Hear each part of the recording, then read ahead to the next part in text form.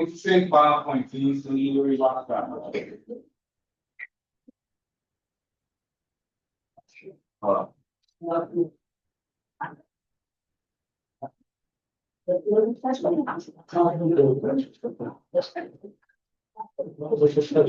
Probably get progress.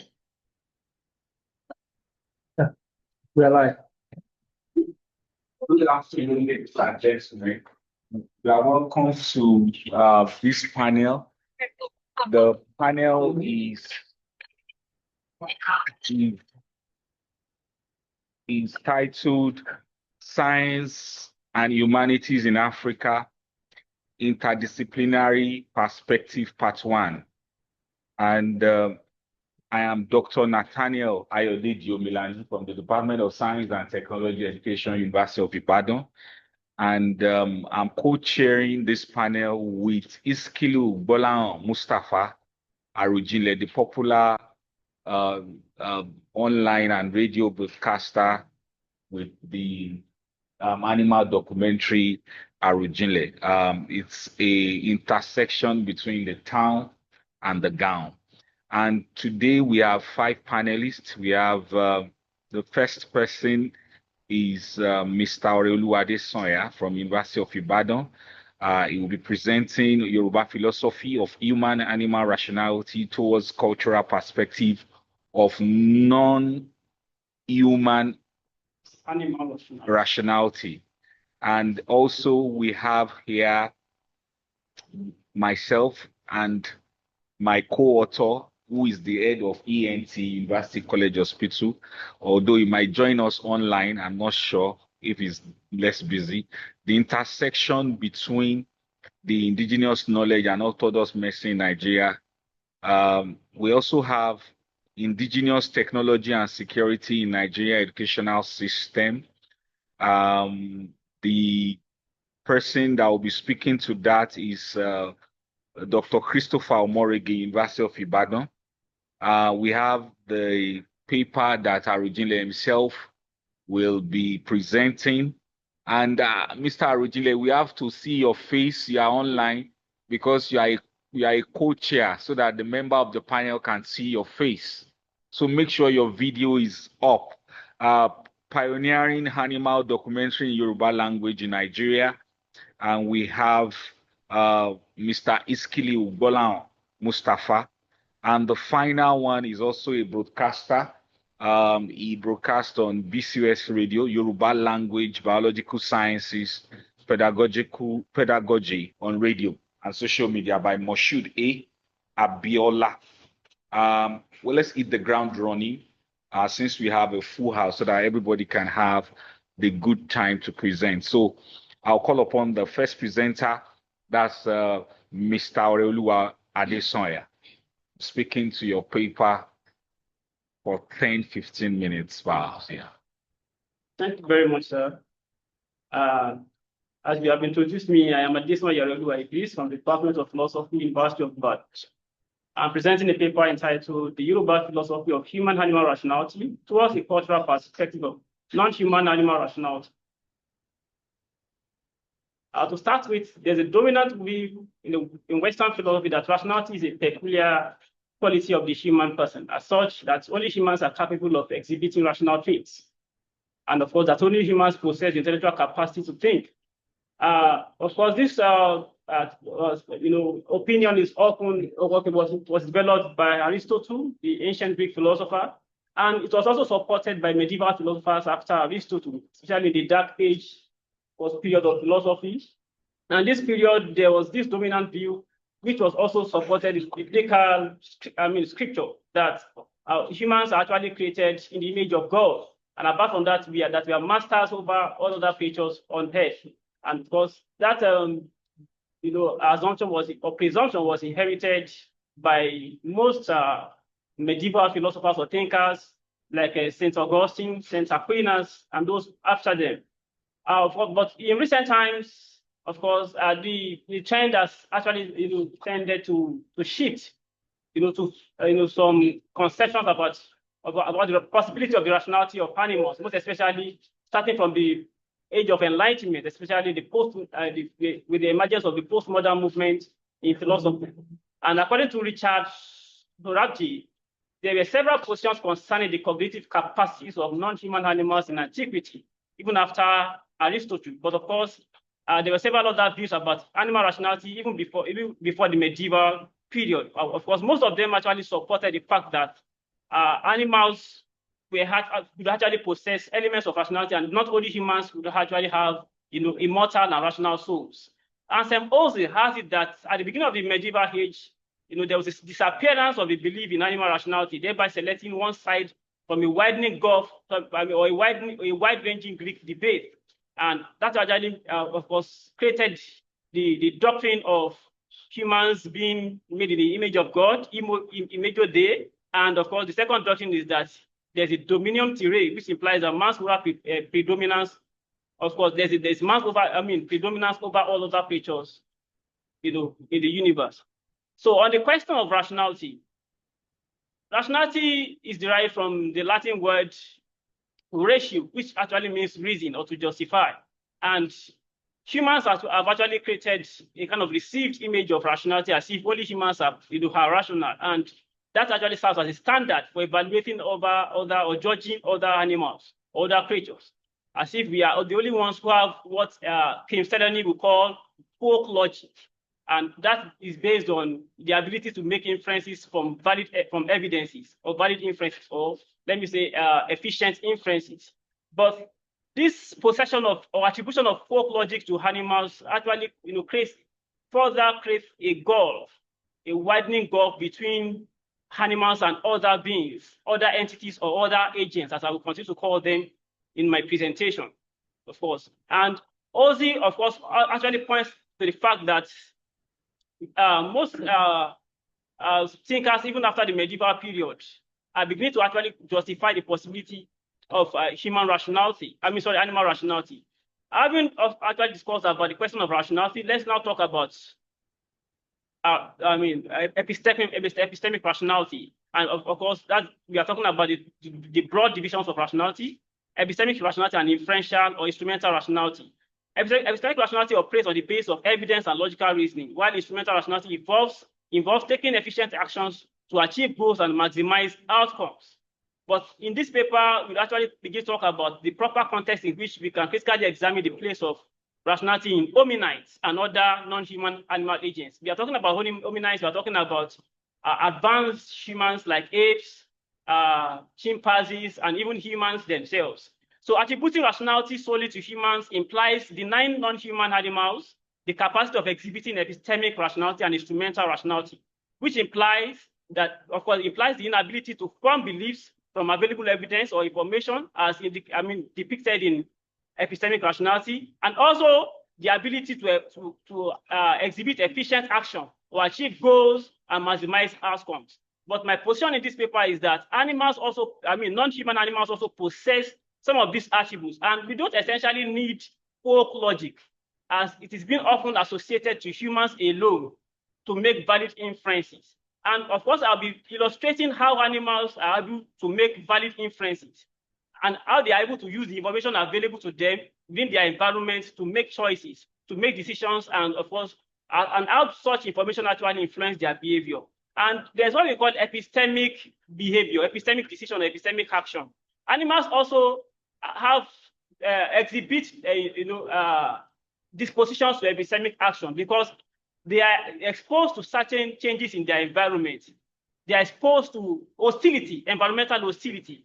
And being exposed to environmental hostility, exposes them to further dangers in terms of predation, because they often, they encounter predators, of course, almost on a daily basis. And of course, predators are also animals who also want to prey on other animals as well. And in such circumstances, they tend to make decisions on the basis of the information they gain from the environment.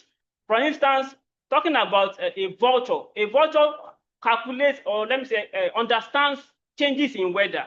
And based on the vulture's understanding of changes in weather, the vulture is able to determine the appropriate weather in which to prey, and the appropriate weather in which to move in certain regions. In fact, hostility has actually taught animals about how to adapt to different changes in the environment, especially when an animal is even attacked. For instance, a squirrel is attacked by a snake. There's a way they react to even the size of the animal that is predating them. There's a way they react not only to the size, the temperature, the terrain of the environment. And some of these factors actually, influence their actions and dispositions to be able to challenge the prey. And some animals actually have immediate instincts that enable them to actually engage in self-defense when they are being attacked. So if in fact in some instances squirrels are aware about certain features in snakes and like other predators, on the basis of the fact that they are able to determine the threats being posed by the animal on the basis of the length of the animal, the size of the animal, and even the possibility of the extent of, or how, how toxic or dangerous its venom is. So they are able to adapt some of these changes on the basis of the information they get from the environment. And that means that animals also make inferences. But humans have this understanding that folk logic, according as it's been described by Stereny, is only a human feature and is a distinguishing feature of human rationality. But we don't essentially need folk logic to be able to make efficient decisions. And I further want to make another illustration. That of an animal, the concept of external consequence of hostility, then agents have to make efficient use of the information available to them, which could be the kind of predator, the size of the predator, its behavior, its positions in dangerous circumstances within a very short period of time. Then there's a specific type of bird. I think I've forgotten that the name of the bird. The bird actually goes on journeys and of course, it's been able to calculate the amount of distance it requires for him to get to where it's going to get his food, and how that distance is, is so, it's far from its home. And they actually make calculations on the basis of the extent of the load, the amount of quantity of the load they carry to their homes. So they also make considerations on the basis of how the weather can actually affect them. So they calculate costs of carrying their food and also the cost of the distance they are going to travel. So of course, this just illustrates how animals actually make inferences. Then Gigerenza has that intelligent action is not dependent on inferentially and elaborate use of rich models of the world, just as we have it in folk logic. Rather, fast and frugal heuristics as displayed by non-human animal agents often suffice. As such, the inferentially based models adopted by humans in decision-making is not the determinant of intelligent action. Then let's go to how animals are being conceived in Yoruba ontology. In fact, Yoruba ontology animals are being placed side by side with human agents as well. In fact, even on the same level with plants as well. According to Kola Abimbola, animals and humans occupy the third level in the ontological hierarchy of beings. And in the second level, we have the witches and other spirits. And in the first level, we have the divinities, Olodumare and other divinities. So, which means that Yoruba people actually understand, treat humans as being let me say equal to men. And there's the understanding that humans are self-beings to the extent that they have that ontological presence, that ontological existence, which is not dependent on human anthropocentric interest or cravings.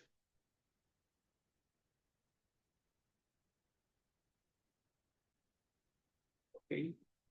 I'm just trying to make so Kola Abibola has it that in the ontological hierarchy of beings, the Ajogun, also known as evil forces or anti-gods, and the Aje, who are commonly misconceived as witches, occupy the level 2, while the primordial forces as Olodumare, Obatala, and so on occupy level 1.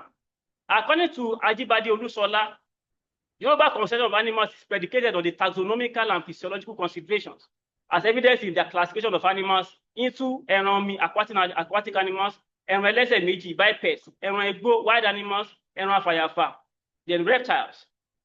But humans, Yoruba ontology is predicated on the Yoruba, religious belief and traditions.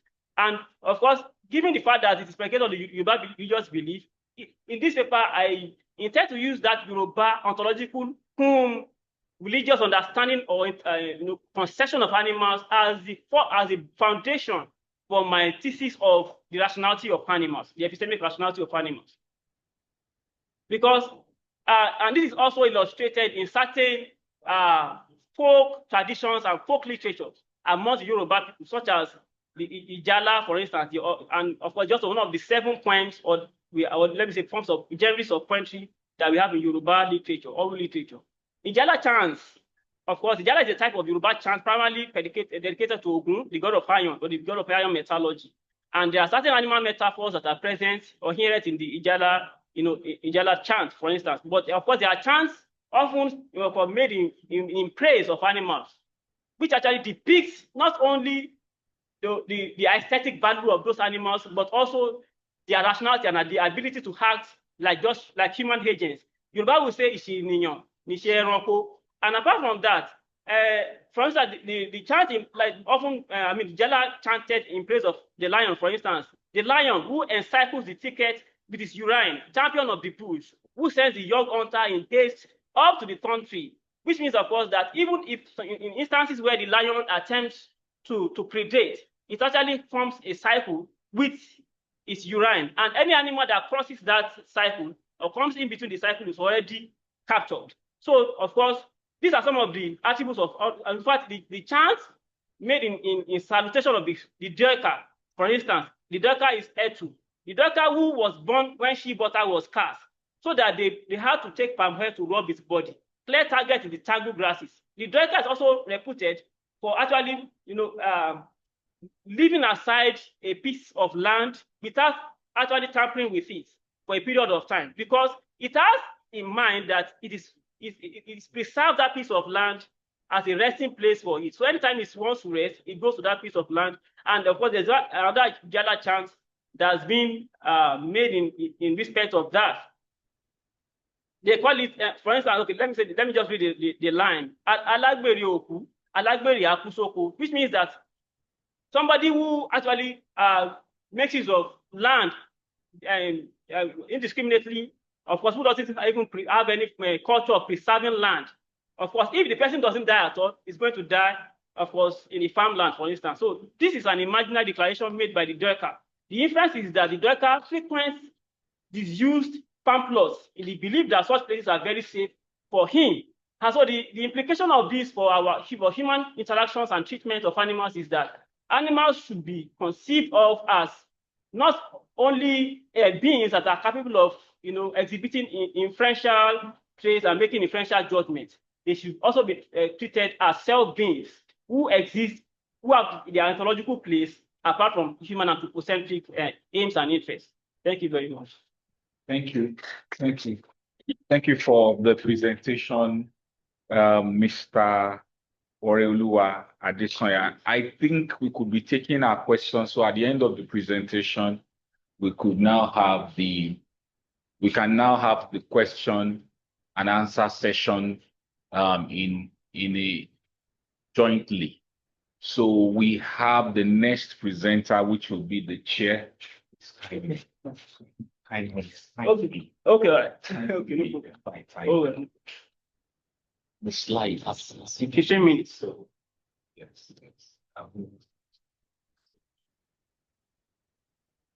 My co-panelist is the head of ENT, University College Hospital, my co-author, so in my Dr. Milani's PowerPoint.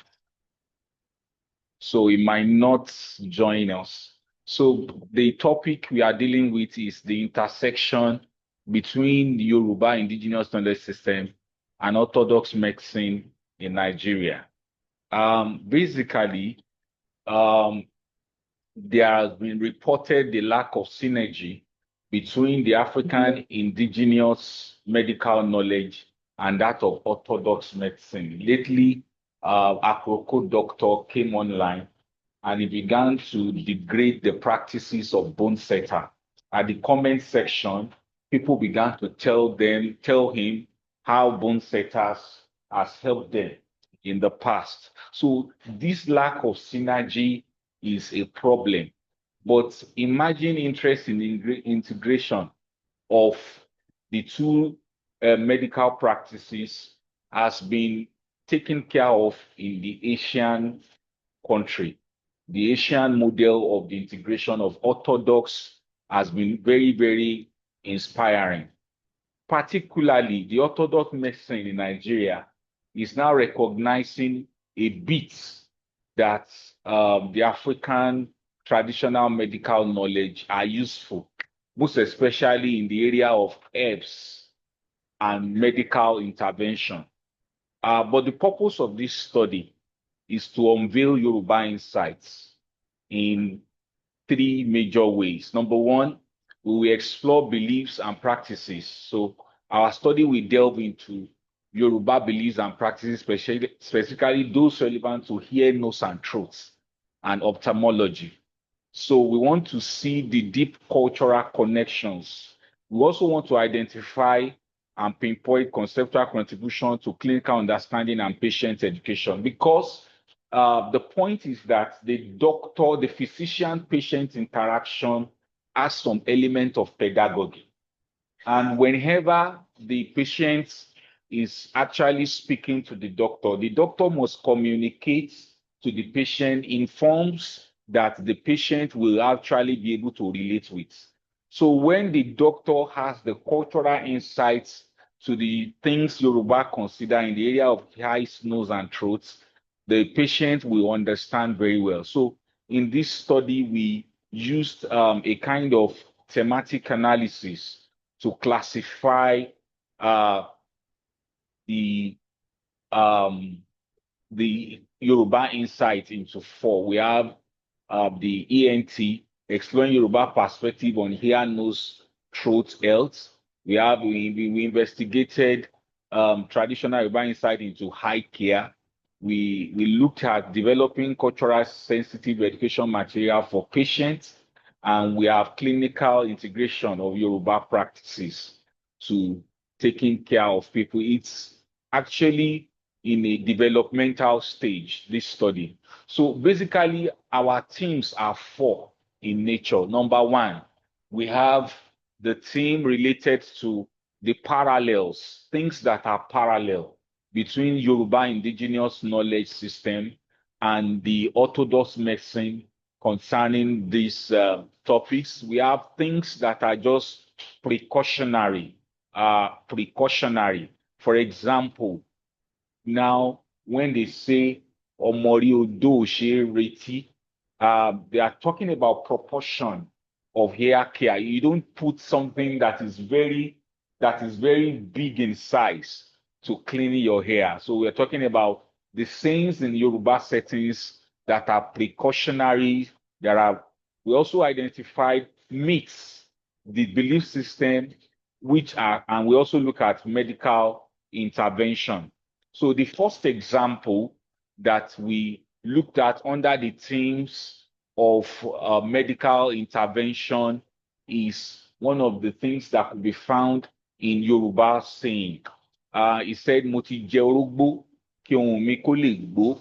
The meaning is that I have consuming Garcinia cola to improve my vocal outputs. So within the frame of this Yoruba saying, we can have a particular intervention. Unfortunately, my co-author is not here. He actually dealt deeply with the pharmacokinetics of the orogbo on the throat physiology, the soothing effects, and how it releases things around it. So this is one example of the themes which we have identified. Another one that we actually had I had about 2 hours class with Dr. Paul at the Onokoya at the University College Hospital as we dealt with this particular one is Orotioba Bauju Yobaimu.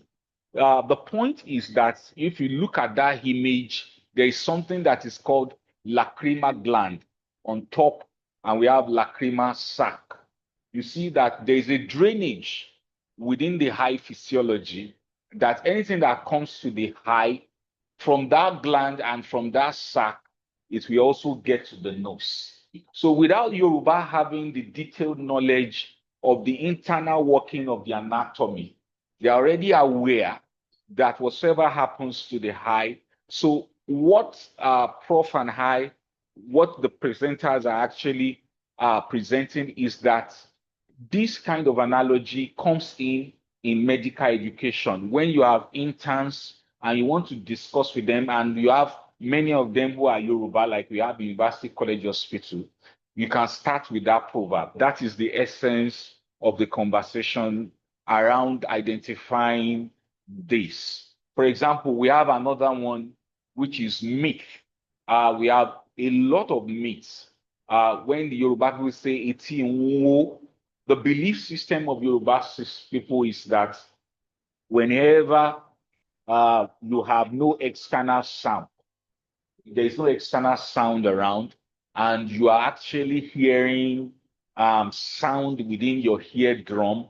Some people may believe that you are being called spiritually. It's spiritual summoning, and some people may go to incantations and prayer. But the point is that it's actually a myth because it is a medical condition called tetanus, and it has the variations of its care.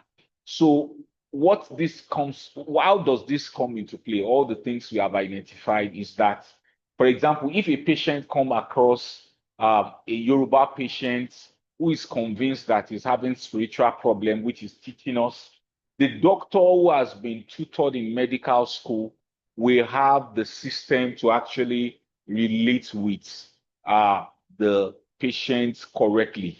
So in our developmental work that we are still doing, the purpose is that we want to have the blend of knowledge for medical education such that applying cultural context enriches the education of the medical students. And when this is done, it will also give the medical students in the area of eyes, nose, and throats an opportunity to relate well with patients that come across them. So when they sit before patients, they will be able to understand. And this cultural alignment, like I said, will foster patient trust and engagement because the patient is actually speaking, the physician is speaking the language of the patient concerning for instance, they will say, ojú tó bá máa fi àárọ̀ ojú tó máa bá ní kalẹ̀ kò ní fi àárọ̀ ṣepin. You know, when Dr. Paul began to explain the activity of microbes that leads to the pus, the eye wax. When it's much in the eye, the patient is actually likely to actually have damages that are silent. So we recommend that, number one, in the medical education, there should be an integration of medical knowledge into health curricula, the indigenous knowledge. That means the doctors in training should be exposed to one of the things that we have mentioned. We also expect a respectful collaboration, not undermining like we had. Then we also had conducting joint research that is combining AMIG, that is African Medical Indigenous Knowledge, and Orthodox medicine. So this, we conclude that Yoruba Indigenous Knowledge offer unique insight, both conceptual and practice benefits. And we also concluded that the integration of Orthodox medicine improves patient care and education, and it creates a richer learning environment. And it is also a sustainable collaboration that can actually help. Thank you very much. So the next presenter is Dr. Christopher Omorige.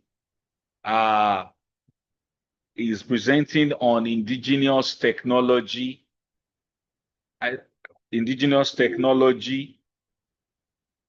and security in Nigerian educational system. It's online. It's not online. Okay. Since it's not online, maybe we should allow Mr. Moshood A. Abiola to present. Lagos study.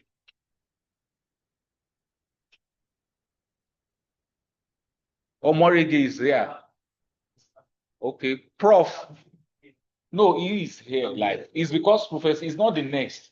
It's Professor Omorege. So I don't know whether Prof is ready for us. We can unmute and speak to us. Hello, Prof.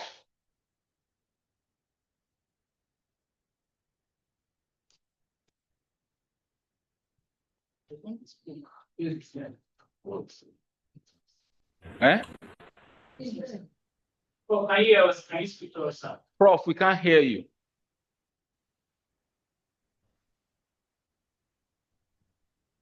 Maybe it's his own network. Yes. Hello, Prof.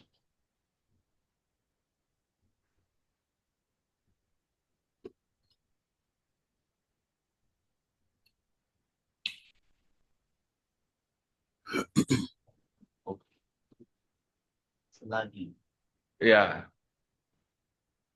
What do we do? Okay, let's have you. Prof, you will come later. It's as if your internet is not good enough. We'll come after. You can come on. Yeah, we'll chat him. We'll chat. Eh? Okay. You just speak. Good afternoon, everyone. It's the network. It's nice to have you here. As the chairman introduced me, I'm Moshood A. Abiola. Like LSO. I am the host of the radio program, Speaking. Biology in Yoruba on the Broadcasting Corporation of your state. Well, as we all know, biology is an important subject in senior secondary school, especially considering its relevance in understanding life sciences, health, and environmental issues. It is rather painful that this important subject is no longer compulsory for non-science students in secondary schools. So there is a curriculum modification. So non-science students are no more offering biology in secondary school. And the reason behind the curriculum review is the assumption that non-science students do not need scientific knowledge. What's the time? So The studies final. So the reason behind the curriculum review is the assumption that non-science students do not need scientific knowledge in their professional practice. This reason is not without a flaw anyways. This is why we launched the Biology in Yoruba radio program in the year 2018 to teach biological sciences and its pedagogy using easy to understand Yoruba language to explain complex biological processes and their applications in real life. The radio program has taken biology lessons to the streets, where even non-science participants can actually understand basic and complex biology concepts in a native Yoruba language that they understand. Using the Yoruba language to teach biology and its pedagogy on radio has given over 1 million non-science and science students, even parents, traders, farmers, and teachers have been obliged with the opportunity to acquire requisite scientific knowledge for survival. It has enhanced health literacy, critical thinking, and scientific literacy, equipping students with the skills to analyze and interpret information.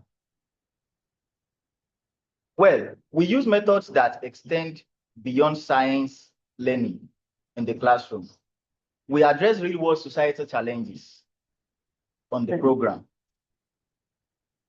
We address real-world societal challenges on the program, and we encourage students to develop action plans that will encourage them to engage in persuasive actions to promote positive change in the society. With the use of Yoruba language, practical methods to teach biology lessons improved, and solving practical problems made easy by increasing the audience's ability to apply relevant biology knowledge in everyday life.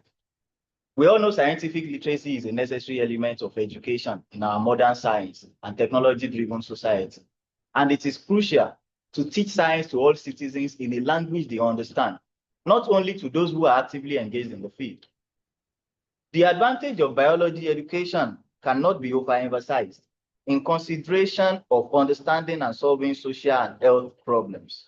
Royal Society succinctly stated that personal decisions, for example, about diet, smoking, vaccination, first aid or safety in the home and at work will improve if biological science is taught in simpler ways that even the less educated will understand. Language is said to be one of the most important features that distinguish human beings from other living things. Our thought process is shaped from the language we were taught when we were young. We think in our language. You all think in your language before you bring it out in Yoruba language or any other language that is spoken in Nigeria. So if we use language as the basis of communication among humans, teaching and learning depend effectively on language of communication. And educational researchers have carried out several studies which focused on means of finding solutions to the problem of poor academic performance and achievements in science. Some of these studies have dealt with curriculum issues, teaching methods, study habits, and so on. From the primary education research conducted by the late Professor Babs Papunwa on the use of mother tongue as medium of education for the first 12 years of a child's life. So another research conducted by the Biology in Yoruba group, led by myself, Moshood Abiola. We used a total of 500 school students who were selected for the study using a simple and stratified random sampling procedure. The instrument we use for data collection is the bilingual biology lesson and test for students, BBLTS, which comprises English and Yoruba versions of 3 biology topics: genetics, reproduction, and the excretory system. Results showed that there is a significant difference between English and Yoruba, which is the mother tongue, performance among the selected secondary school students in Ibadan, Oyo State, Nigeria. The conclusion is therefore reached that the mother tongue usage and English has a significant effect on students' academic achievement when compared to the use of only English language. Additionally, the Biology in Yoruba crew recently trained 30 students from 7 secondary schools in biology topics using the bilingual languages of Yoruba and English. And the students recorded higher scores in the just concluded JAN examination. Next slide, please. Well, the first method of teaching biological sciences on radio, I will explain here, is the transcontextualization method. The Biology in Yoruba radio program utilizes educational technology for science education by using the Yoruba language to teach biological science and pedagogy on radio com social media. The skillful use of Yoruba language in storytelling to explain biology topics like microorganisms and antimicrobial resistance has proven positively impactful for application to all aspects of health and personal hygiene. It is generally recognized that the prevention of disease is the most important single factor in national health, particularly in tropical countries like ours. And the deep understanding of biological sciences help us to comprehend how our bodies function, which is essential for medical advancements, disease prevention, and treatment. The radio program uses the everyday experiences of an average Nigerian as its starting point, and it has created confidence in teachers to teach their students in a better way. This transcontextualization method also has exemplified biology topics for students, teachers, parents, and other audiences that are not lucky to see the 4 walls of the classroom. Well, given a scenario of a student that sustained a wound while playing soccer on the football pitch, we all experienced it when we were young, when we were playing our football in our schools. We sustained a wound and we apply soil from the football pitch to the wound just to aid rapid healing. The knowledge of microorganisms in biological science has made us know the Clostridium tetani, the causative agent of lockjaw, that deposits is spores. Spores in Yoruba language is called eruku or fulufulu or atike. So what then is the use of biology if the students cannot relate it to a football pitch happenings as mentioned? Well, Clostridium tetani does not have a particular Yoruba name, but the radio host gives it a name that explains its nature. Kòkòrò àìfojúrí agbé inú ìyẹ̀pẹ̀ sọsẹ́ tó lè fa àrùn fún ènìyàn, pàápàá tó bá bọ́ sí ojú egbò tàbí ọgbẹ́. Egbo or Ogbe in this sense is a wound in Yoruba language. So the radio host explains Clostridium tetani as a microorganism that thrives in the soil but causes harm if it enters the body through wounds. This careful choice of Yoruba words will give even a layman an idea of what Clostridium tetani is and its habitat. Now, imagine the scenario of the wounded child I gave earlier. For example, if the wounded child suffers a stiffened neck as a result of lockjaw and he is unable to open his mouth after a few days of sustaining a wound, which he applied particles of soil from the pitch, and this child might be taken to a church for deliverance from spiritual attack instead of seeking medical help, just because the parents don't have a deep knowledge of biological sciences. The biology in Yoruba host ensures the effective delivery of biology lessons using such trends and daily life occurrences like that of the students. Microorganisms are living things that cannot be seen without the use of a microscope. It is better understood in Yoruba language as kokoro àìfojúrí, as mentioned earlier, while microscope is called ẹ̀rọ afẹ́ìran or àwòbíntín, which in this context means a device that magnifies or enlarges small objects. Well, the transconceptualization method we use, we throw questions on the air while the audiences give us replies, and we have gathered that humans learn from experiences they gather from doing things, not by being under the influence of an external stimulation. In conclusion, concerning the transcontextualization method, I consider the previous experiences of people, and at the same time, I extend those experiences into new areas of information.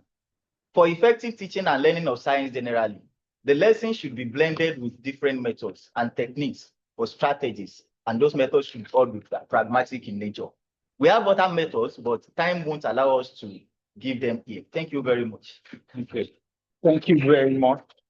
Thank you. I think we'll go back. The two remaining participants are online. Panelists. We'll go back to Dr. Morigi. I think the internet will be better now. Dr. Morigi, let's have your presentation. Then after that, we go to Mr. Iskilu Bolaon. Yeah. Thank you, the chairperson. Okay, we can hear you now, for sir. this opportunity. I'm sorry. Yeah, I'm sorry that I couldn't come on initially. I had issues with my internet. Even now, I would have loved to share the PowerPoint. But it's Catching up. Are you back? the problems. Yeah, make an attempt to share your slide, then the technical people will make you just share. You should be able to share now, sir. I'm having problems with downloading. Okay. Okay. Do we project it from here? Yes, please go ahead. Okay.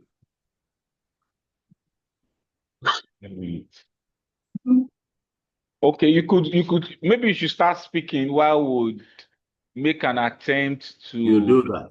Yeah. Yes. We thought that's why we sent it. So, yes, thank you. Prof, they say you should speak louder. So okay, I will. They say you should move closer to your system. Okay. I will do just that. So the topic is indigenous technology and security problems of Nigerian educational system. You can still be louder. Really? Yes. Okay. I wish I have a microphone because I'm shouting already. Okay, let's go on. So the topic, as I've said, is indigenous technology and security problems of Nigerian educational system. I was worried as a researcher about the security problems there were happening occurring in educational institutions in Nigeria. So I thought of what is the indigenous technology available to prevent such happenings. So that was what led me to this, and I was amazed at what I found out. You know, I grew up in a palace, and some of these claims I've heard before. But I thought as a researcher, I should do much more than my experience and rely on other people's experiences. And again, that was what I call observation here in this study as a method. So I looked at that as observation, as my own experience, why I was interested in the experiences of others, so that I could understand what was happening.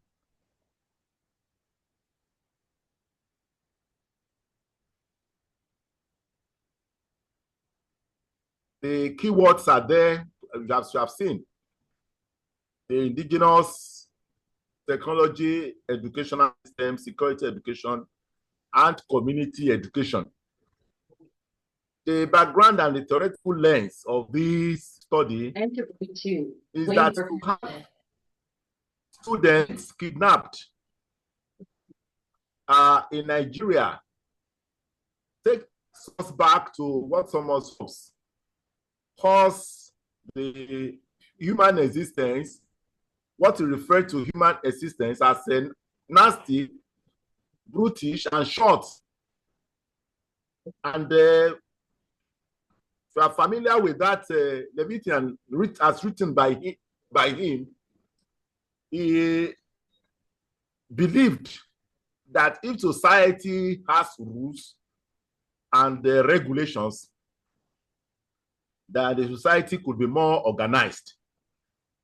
So despite the rules and laws we have in Nigeria, we still find that we have insecurity in the country.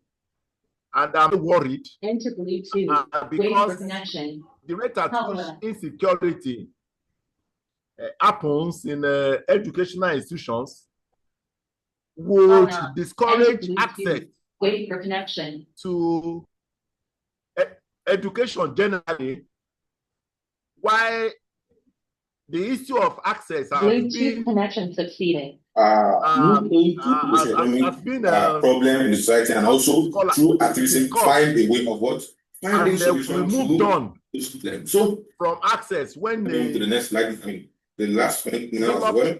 A development agenda. Can you hear me, please? Focus on access. So we moved on to quality. Can you hear me, please? You can see that because of the security problems we have in Nigeria, the issues of equality have again been played. So we are concerned now more than ever. We are concerned about access instead of quality of the education we have in Nigeria. Studies have been done about security waiting for connection. issues in Nigeria, and scholars have proposed digital technology, the use of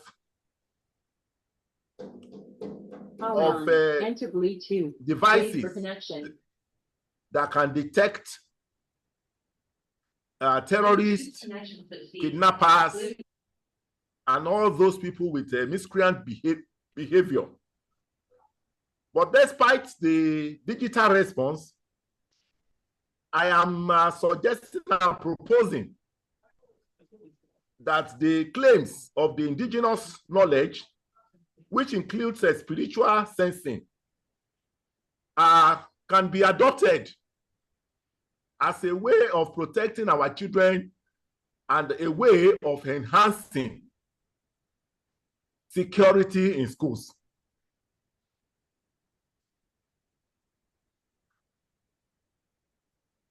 So what am I using as a method of this verification?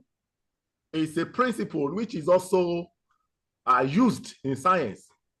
The principle we call it verifiability principle. It's an epistemological principle, and it's also the principle that is used in laboratory. And these principles rely on the fact that if something is true, then it can be repeated. It can be used by anyone, and it can be replicated. So the effort I made was to ask people who have had these claims in the past and ask them what really was the situation when they found themselves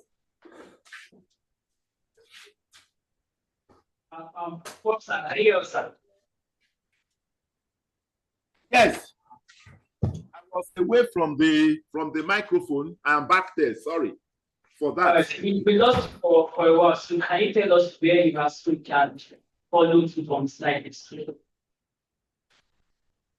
Can I tell you what? We want to know the slide to project. Continue. Project the one where you really have the slides, not the PowerPoint. I mean, not the one, the PowerPoint itself. That's what I'm using. All right, sir. Continue, sir. Continue. I'm already on slide 6 on that. That is what I'm using here. All right, sir. Continue. All right, so I'm talking about verifiability. I'm talking about verifiability principle, which is an epistemological principle, and it's also applicable to most of what scientists do in the lab. And I said this principle is hinged on 2 things. First is that it can experiment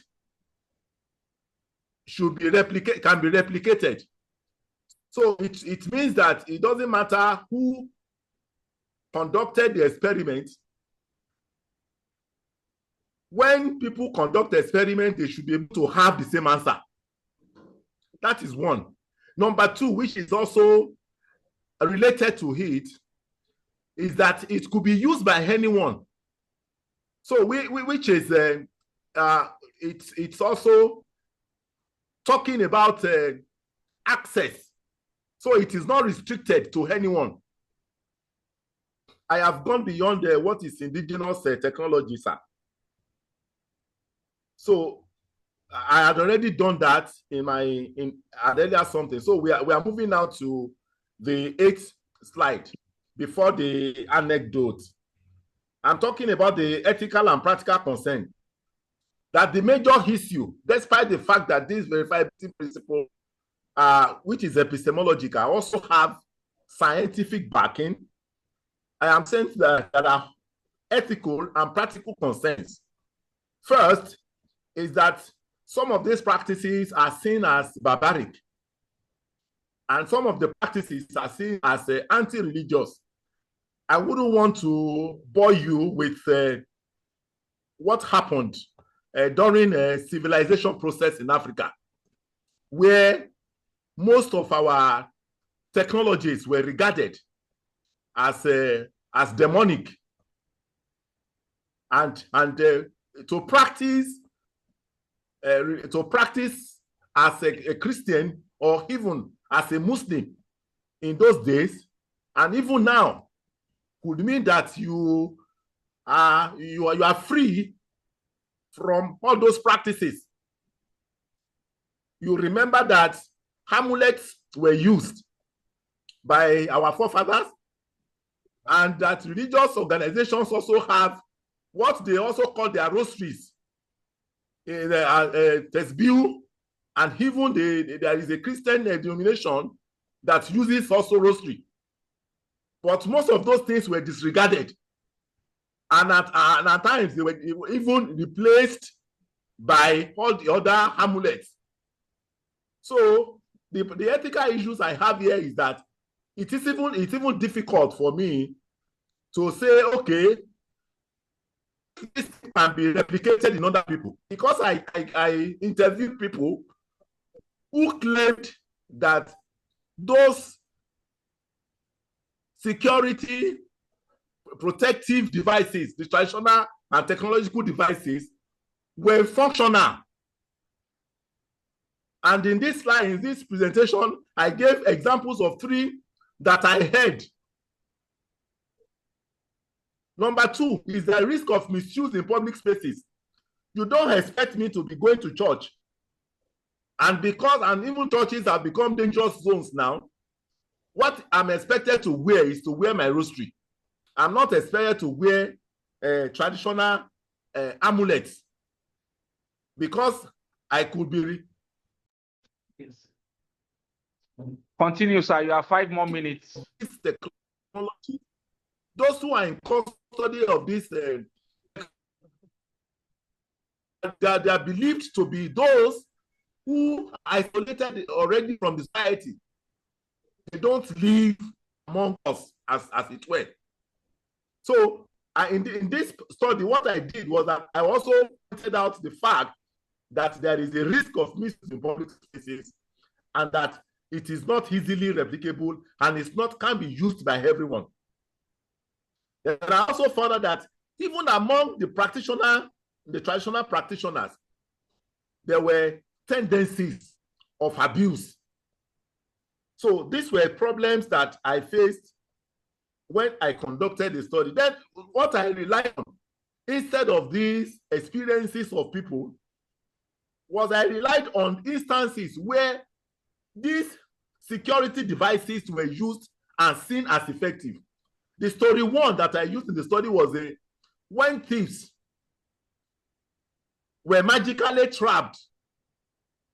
They invaded a house and a dwelling, but because of the device,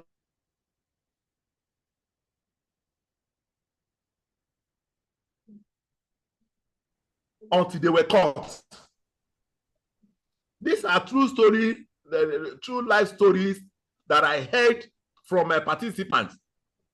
The second story was a bank was often under attack, and when a manager was for the safety of that bank, these are true life stories. So when they found out, what they did was that they went there at the middle of the night and found out that snakes were protecting the banks instead of the human being. And the man later confirmed that he did this after ritual was performed. Now, what I felt from these 2 stories is that we also need empirical testing. That could these thieves who were trapped, or this device, this traditional device, could it be used in some other places with the same effect?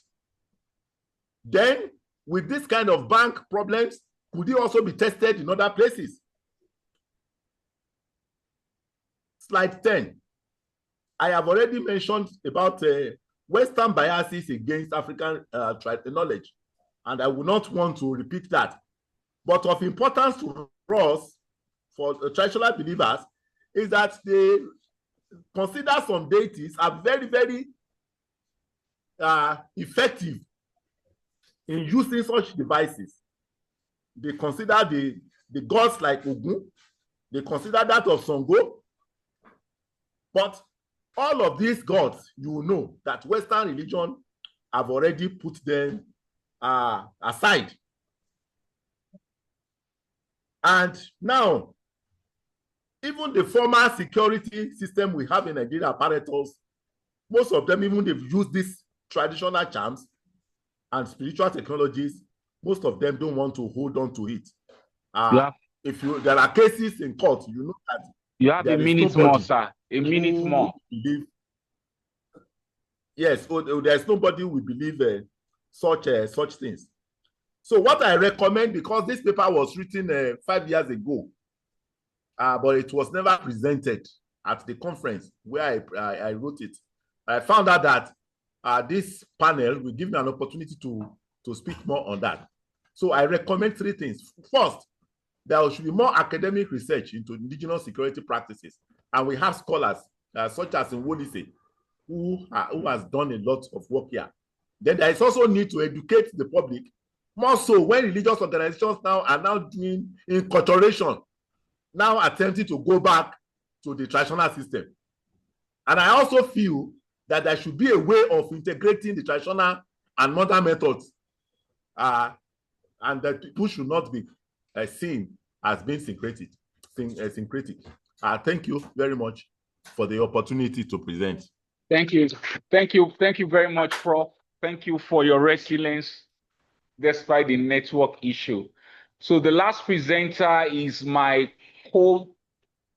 co-organizer of this panel, the popular online and radio broadcaster animal documentary, Mr. Iskile Ugbolahan Arojinle. So you could have your way now and start your presentation. Yeah.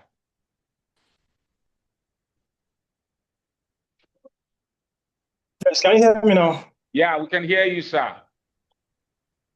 Yes. Hello, everyone. My name is Mustafa Iskile Ugbolahan, popularly known as Arojinle. I'll be presenting a paper titled Pioneering Animal Documentary in Yoruba Language in Nigeria. This paper is about my work in presenting animal documentary in Yoruba language to add to the knowledge bank of the Yoruba people and bring these animals closer to our people in a language that they understand. Let's move on.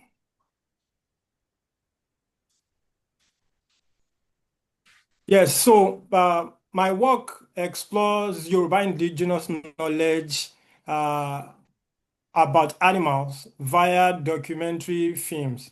The Yoruba people have vast knowledge about animals. We have great indigenous knowledge about animals, and a lot of new upcoming Yoruba people, most especially the young ones, do not really have access to this because majority we are moving away from the community-based child raising system. People no longer keep ties with the grandmothers, the grandfathers, and so the knowledge, the indigenous knowledge, they don't really have access to it. So my work combines the proverb, folklore, and zoological facts into one. And what it does is it reinforces those that are factual, the individual knowledge, the indigenous knowledge, the proverbs, the folklore, those that are factual, and it challenges those that are myths in it, thereby creating a knowledge bank that any Yoruba person can quickly go to and access. And this work, it positions African epistemology alongside Western science, which I will speak more of as we go on. Animals hold spiritual, moral, and ecological roles in Yoruba society. In our society, there are some rites you cannot perform without some animals. And that you hear statements like "Baorigun aogbodo shebo." Without the vulture, we cannot make sacrifices in some areas. When people want to make some prayers, the second animal you are seeing, that's the African civet in the middle. We call it eta in Yoruba. So you hear eta ni koko ta, komo eranko yokun oto ta. So animals hold spiritual roles in the society. The third animal on this slide is the elephant, and you hear facts like "Erin kì í gbàgbé ọ̀rọ̀ ogún ọdún." The elephant does not forget even matters of 20 years and so on. So mainstream wildlife documentary, they ignore cultural context when making the documentaries, and so a lot of Africans and are left unattended to. They watch this documentary, but they cannot relate to what is in their immediate environment. And that's why this work blends zoological facts with oral traditions to reevaluate the human-animal nexus in our societies. Our indigenous knowledge system, the Yoruba people, we have proverbs that encode ethology. Some of the examples are, you will hear Ajibete ki ibonyuku. It's a Yoruba proverb and prayer statement. What this means is a stingray does not die with its pregnancy. This is actually very factual. When a pregnant stingray is captured, it goes into induced labor. So no matter the level, whether it is just 3 weeks pregnant, 4 weeks pregnant, 2 months pregnant, the stingray goes into induced labor, forced labor, immediately it is captured. Scientists argue that this may be to give the pups a chance. Even if the mother is captured, maybe the babies can quickly swim away, and this will give continuity to the lineage. But then it follows that the statement "Ajibete ki iboyinku, stingray does not die with its pregnancy" is factual. We also have "Monomono ki shiju when itiomu."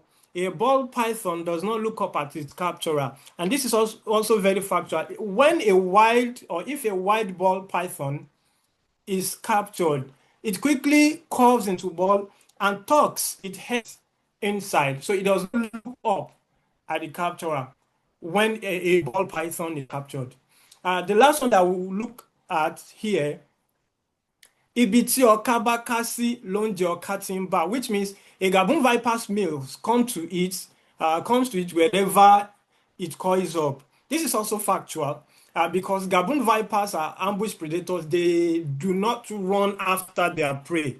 So after surveying the environment and seeing areas that prey can pass, what Gabon vipers do is they just coil up and wait until the prey is within a striking distance before they strike. You'll never see Gabon vipers running after their prey, which also goes in line, which also confirms what the Yoruba people already know about these animals. So this proves that Yoruba people, our proverbs, our indigenous knowledge system, they encode ethology and ethics. We also have sacred groves that as conservation areas, and I'll speak more on that as we go on. Wildlife preservation and community norms. Some people think that our people, the Yoruba people, do not practice wildlife preservation at all. Well, that's not true. And there are totems or taboos and ritual sanctions that limit hunting in Yoruba land. We have the Ewo Ilu, Ewo Idile, Ewo Agbole, which are community taboos. For example, anybody in the Ikoyi clan will not hunt the African giant pouched rat. There are people from this community are not to touch these types of animals. We also have norms, cultural values that protect pythons in riparian habitats. There's a community known as Idofoyi. They eulogize themselves as Idofoyi Omoemeji. That's Idofoyi, the descendant of 2 snakes. The snakes in this question are ball pythons, and everyone in the community they are forbidden. They are not allowed to hunt or capture ball python. Now, why the loss of biodiversity right now in Yoruba land and Africa at you large? have 3 And more that's minutes. because of the erosion of taboos. Okay, that's because of erosion of taboo. As we are having more and more urbanization, people tend to forget the culture. They tend to ignore the taboos, and that's why they kill animals that were hitherto preserved in the normal Yoruba community norms. I also want to point out that Igbo, which some people mistranslate into evil forest, is actually not evil forest. They are community reserve for flora and fauna in Yoruba. They are all feared as evil and they are prosecuted. And what we did with my documentary is to give correctional information into familiar folklore. And because people trust the narrator because it's done in their own language, it's caused a shift in attitude towards these animals. Documentary film as knowledge transmission. Documentary shapes people's opinion because before people listen to Western documentary, they hear it is presented in a voice of God format. People cannot really relate, but now that they can listen in their own language and their own folklore, what they see every day is mentioned. It makes it easier for them to adopt the suggestions in the documentaries. And because we employ a participatory model, this make people to contribute in the making of the documentaries, and so it makes suggestions easier to be adopted. Decolonizing knowledge production, UNESCO links urge that recognition of indigenous authority is really taboos, myths, and ritual practices are not just cultural relics. They are valid framework for understanding the natural world. So our methodology, what we did is co-script with elders, zoologists, interview them, witness ritual observation, and all this enriched the final work. After that, we listen to feedback from audiences and revisions are made. The key findings, we discovered that Yoruba proverbs show empirical accuracies, like the ball pythons I spoke about and the rest. Conservation taboos remain operative and aid habitat protection in some places in Yoruba until today. And we also noticed that even the harmful myth also persists, like all snakes are venomous, pied crow announced death. But then viewers welcome factual corrections in Yoruba, and this has really made the work impactful in the environment. So we discovered that this work bridges Yoruba cosmology with biology. People are able to relate with terminologies, science, and preserve oral tradition. We also involve broadcasters partnership so that it be shared to every nooks and cranny of our land. The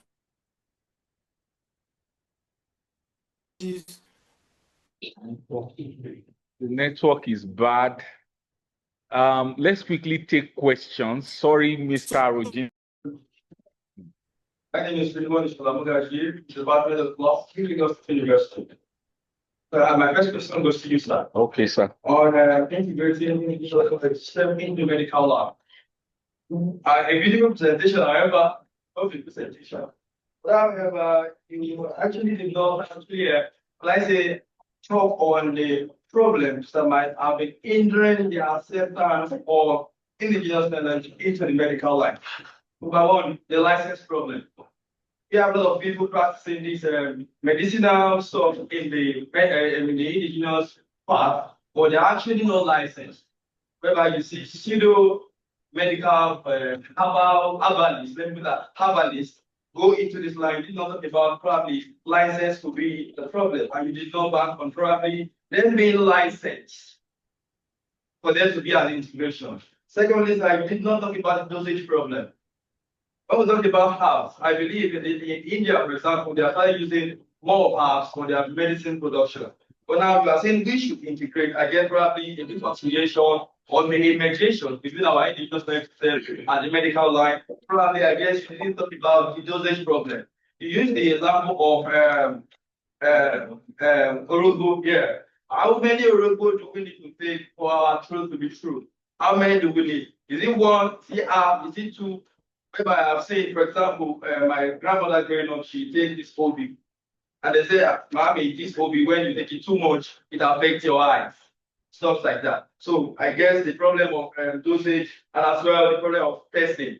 I didn't mention the problem of testing. Thank you, sir.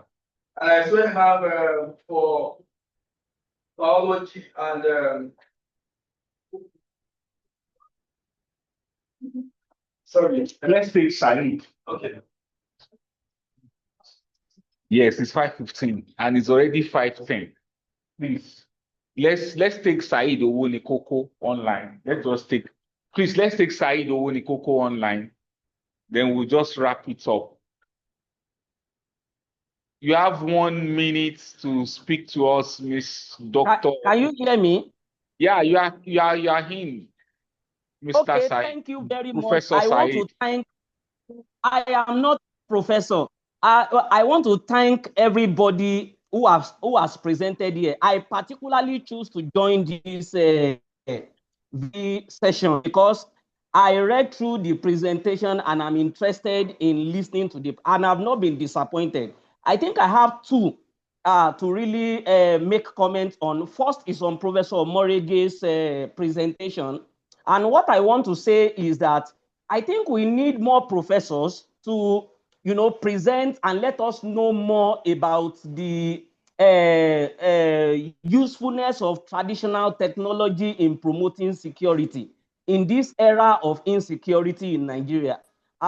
This needs to be projected more. Although many people are likely going to counter it to say, oh, how do we ensure, measurement and all of this? But once this is projected more, I think that we will begin to see the usefulness and utilization of this process. So I want to thank Professor Omorige for not, refusing to present this. This is a significant contribution to, but it needs to sir. be more further. Secondly, we have 2 minutes more. The second one. 2 minutes more. We are closing is could just type all? it somewhere. Okay, yes. Yes. Thank you very much. Okay, all right. So Thank you. The subsequent people could. You said? Okay, another question. Which is question? For the first presenter, this is a beautiful analysis of animal rationality. What is the application of this to science teaching of today? I would love to say that the person has spoken as a philosopher. Yes. Because the point I would love to make is that within the frames of thought, there are some things described that is already known in biology. So, so there are some things about those rationality that the Western made science already captured in the biological knowledge. So the point I would love to respond to very fast as we close is that the purpose of this work, if you followed our work at the developmental stage, we said the current one that we are embracing is using herbs. But we are looking at more than herbs. We are looking at a friendly pedagogy, even to the medical students in the area of ENT. How do we teach them that when they meet a patient? Because the rationale for this work is that the professors, if Professor Paul is teaching medical students, those medical students will interact with those patients based on what he has taught them. So if they meet a Yoruba patient, presently there is nothing preparing them because everything they are being taught is Western. It's not that we are saying this is the dose, but what he's saying is that, okay, what are the things that they can incorporate into the medical education for ENT, that when the future doctor now meets a patient, the end user, he can also use them. No doctor will recommend Urubu in University College Hospital. But when somebody says, "Team, who won't go to me," and he meets him, he says, "Shogun is teaching us." You understand what I'm saying? So I want you to get that side of the. Do you still have more time? We have 2 more minutes. Okay, let's take the last conversation. We can have our conversation afterwards as we leave the room. I want to know some people can also bring the question. But we have 1 minute. We fast. Take your minute alone. So should I take it now? Yeah, now, be fast so that we close. That I was having a conversation with the doctor in UC and said they are calling the traditional medicinal people to come and have a kind of agreement with the doctors in UCM that they are forming a forum already that have been launched in some countries whereby they can share their knowledge of the apps and the other professional doctors. They can also bring people to it and it can serve as a way forward for the medicinal, both from the aspect and the other aspect. They also want to ask how in translating the biological concept, how do you really manage to maintain the scientific idea? Just for learning on my area. How I manage To maintain the scientific idea without taking it out of the. Okay, well, to maintain the scientific idea in this regard, we conducted our research and we discovered that our Yoruba people had their own science too, which wasn't accounted for in history because we were colonized for 300 years and most of our history were erased. So when we are talking about integrating scientific knowledge of biology to explain the Yoruba concept, I will use one as an example, diffusion. Yoruba people understand the concept of diffusion to be to itaka, and we can actually bring in the knowledge of potassium permanganate, arrow, which they use in tie and dye. If you put arrow in water, it will dissolve in water. And Yoruba people don't just have that definition of it as diffusion. They know it is a to itaka, either it is solid, which they call alpha, or liquid, as and also Yoruba people understand afẹ́fẹ́ to be gas because they don't know the difference between either methane gas, maybe oxygen or others. So integrating science and Yoruba is not something that is very difficult if you understand the concept very well. Also, another example of that. Thank you. This will be short. We would actually continue the conversation between the intersection of science and technology with humanities. And I encourage you to join our roundtable on Saturday by 12 o'clock. We have the founder of all this Microsoft typing, Professor Adebola. He's going to be online with us and some other speakers, and also Arojinle, Mr. Iskilu, Mr. Moshood, and every other person will be available. Thank you very much.